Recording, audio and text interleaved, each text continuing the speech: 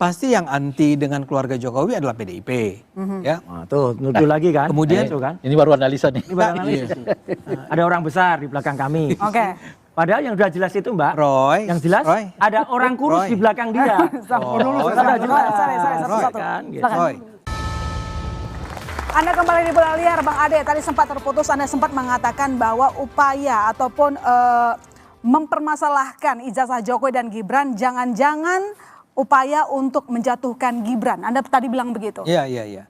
Itu salah satu analisis ya. Jadi kan begini, kalau ditanya kenapanya, kita bisa punya beragam analisis ya. Tapi salah satu yang kuat pengemuka di antara paling tidak di kalangan kami nih ya. Ketika saya mengatakan kalangan kami, ini adalah kalangan yang pro pada Jokowi ya.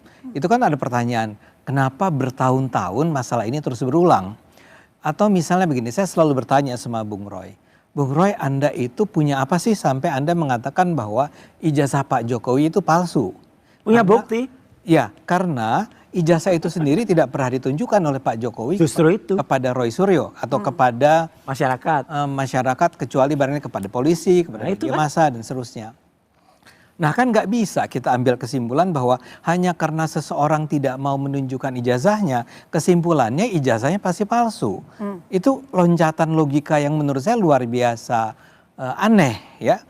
Jadi kita sendiri tidak ada yang lihat sebetulnya ijazah Pak Jokowi itu seperti apa, tapi itu dianalisis, ditunjukkan sampai ada sebuah buku. Udah jadi buku ilmiah loh itu, 700 halaman itu.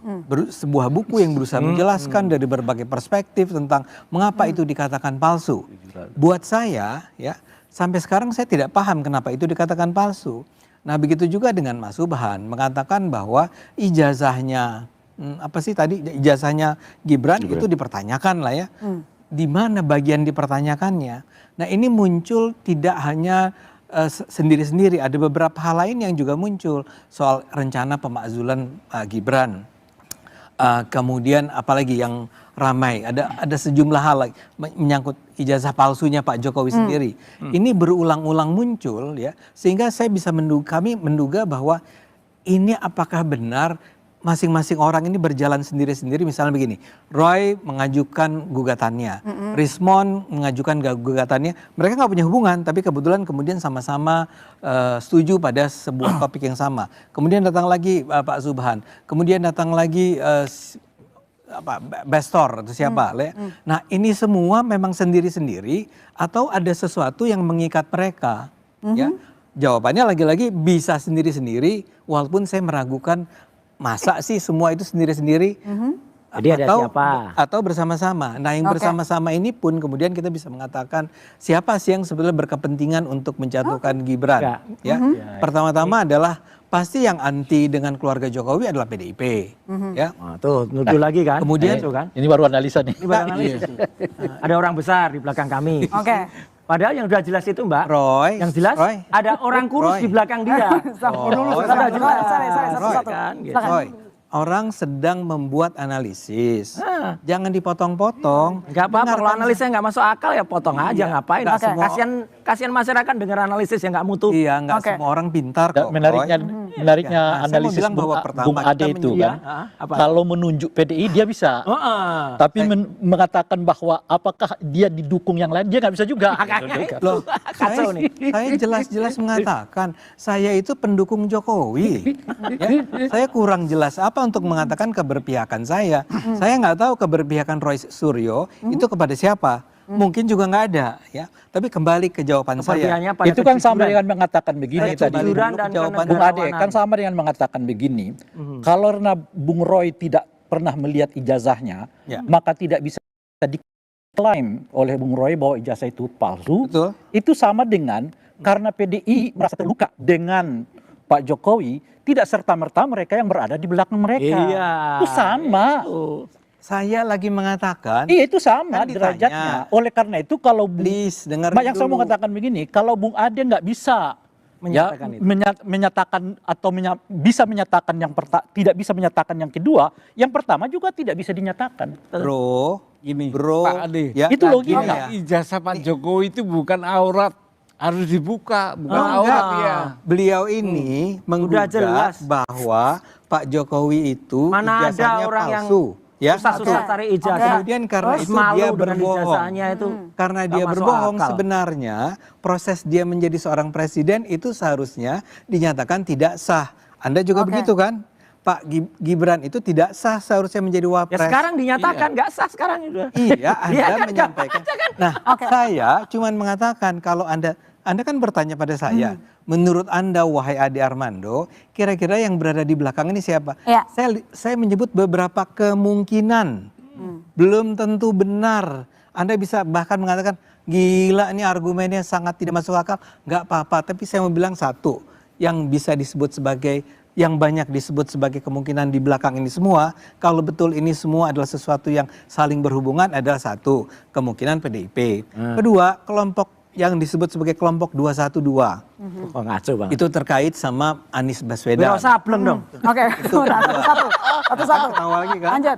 Iya kan? Ketawanya harus 212 Wiro Sableng. Bang Ade lanjut. Ketiga adalah Emang Sableng ini kelompoknya orangnya. Roy Suryo yang orang menyebut bahwa jangan-jangan di sini adalah Partai Demokrat. Wah, Kemudian kacau lagi. disebut pula ada yang mengatakan bahwa di belakang ini ada sebuah kekuatan besar, misalnya negara Amerika Serikat.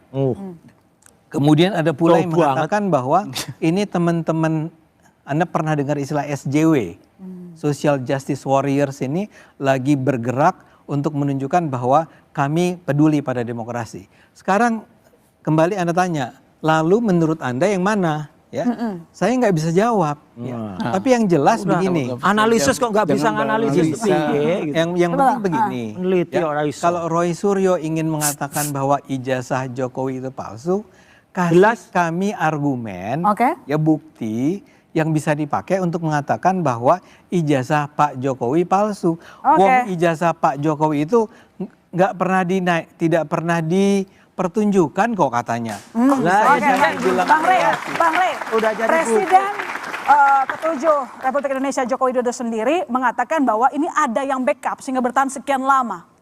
Kenapa sih kita menyebut presiden ke-7?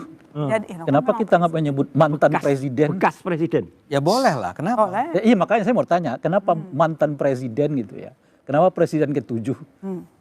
Iya, Itu seolah-olah satu. masih kuasa. Nah yang kedua kan pertanyaannya, apa benar ada di belakang ya kekuatan besar gitu? Di Republik ini kekuatan besarnya itu ada pada Pak Prabowo. Iya. Salah satu. Siapa lagi yang lebih kuat dari Berarti Pak ngakuin Prabowo? kalau mau mecah Dia belah presiden bangsa. Republik Indonesia. Jadi Semua maksudnya? kekuatan kekuatan kekuasaan ada di tangan beliau. Jadi kalau Pak Prabowo, Pak Jokowi mengatakan ada kekuatan besar, mestinya analisa pertamanya itu ya yang memiliki kekuasaan besar di Republik ini siapa? Pak Prabowo. Itu kata Apakah Ray dengan Rangkuti. sendiri Pak Prabowo berada di belakang kasus ini? Lagi-lagi kita nggak tahu kan kalau berdasarkan kekuatan besar. Sebab kalau disebut dengan PDI itu jangkar ketiga keempat. Pertama mereka nggak punya kekuasaan. Oke. Bahkan ketika mereka mau menyelamatkan sekjen mereka aja mereka nggak bisa. Iya. Gimana mereka menggerakkan Bung Roy yang kita tahu misalnya nggak ada hubungannya sama sekali dengan PDI Perjuangan. Bahkan ketika Bung Roy dulu berkuasa, PDI adalah oposisi Ya. terhadap Demokrat kan. Seringkali justru PDI dengan Bung Roy ini Berlawanan. berlawanan. Jadi di mana titik temunya? Kalau disebut misalnya 212 makin nggak kena. Kenapa? Kenapa? Satu PDI Perjuangan dengan 212 di mana ketemunya? Kan penjelasan itu semua harus diperlihatkan dong. Iya. Titik temunya. Setidaknya ada irisan yang memungkinkan mereka kita lihat ada bertemu. Pak SBY dengan Ibu Mega kita tahu. Ada juga. Ya bahkan belum pernah bertemu ya secara khusus di antara keduanya tuh. Baik yang nyata-nyata maupun yang bisik-bisik. Nggak pernah kita dengar ketemu. Jadi kalau disebut dengan pertanyaan itu, dari mana kekuatan besarnya PDI Perjuangan? Oke. Makanya bukan dia di level pertamanya. Di level pertamanya itu adalah Pak Prabowo sebagai orang paling kuat di Republik. Oke, baik. Saya ke Mas Saya nggak Agung. pernah. Saya mau bilang gini, saya tidak pernah bilang bahwa PDIP bekerja sama dengan 212. Tidak sekalipun saya mengatakan itu. Yang saya katakan, kalau sekarang orang berusaha mencari jawaban tentang kalau ada sesuatu Ya, yang saya di belakang mengembangkan Anda semua. analisa Anda. Enggak, gini. Saya mengembangkan analisa Kalau itu. ada bisa Sebab beberapa, saya kan mengatakan bisa lebih dari begini, 5. Bung Ade. Oke. Anda bisa sampai PDI dari 6. sebagai partai, kan masih giliran saya. PDI sebagai partai, ya kan, dilihat level keempat kelima dalam kekuatan itu. Jadi kalau Pak Jokowi dan Bung Ade mengatakan ada kekuatan besar, asumsinya itu gabungan kekuatan Jokowi dan saya itu nggak ada hubungan. yang real gitu loh. Nah, gabungan kekuatan itu saya rangkum dari apa yang Bung Ade tadi sebutkan. Ada 212, ada PDI Perjuangan, ada Demokrat, ada siapa lagi nih? Iya. Nah, itu kalau digabungkan tuh, itu yang saya mau katakan. Yang jadi, jelas, jadi kalau Bung Ade digabungkan. mengeluarkan analisis, saya sambung analisisnya, ditolak lagi oleh Bung Ade. Kan lucu juga. Yang jelas, yang jelas ada Nah, saya Jadi yang mengatakan, ada binatang yang dimaksud, besar. Kalau yang dimaksud kita Bang berbicara Ade itu tentang menggabungkan ada yang besar. kekuatan ini tergabung atau satu-satu. Gitu. Ini yang menarik. Itu kan makanya saya mulai dengan pernyataan apakah orang-orang ini adalah istilah di barat itu Analisis lone ruwet wolf. gini lah. Oke. Lone wolf Nggak tuh ada orang yang yang analisis. sendiri-sendiri, ya. Atau Roy Suryo tuh ada yang membacking. Wah, ini ada ngaco yang lagi. membiayai misalnya. Ngaco. Kalau menurut Bang Pertanyaan- Ade ada nggak yang backingin? Karena kan Pak Mungkin Presiden sekali. Jokowi Yang mungkin jelas, sekali. My sister, yang jelas ada binatang besar di balik Ade Armando. Ya, yang Binatangnya namanya gajah.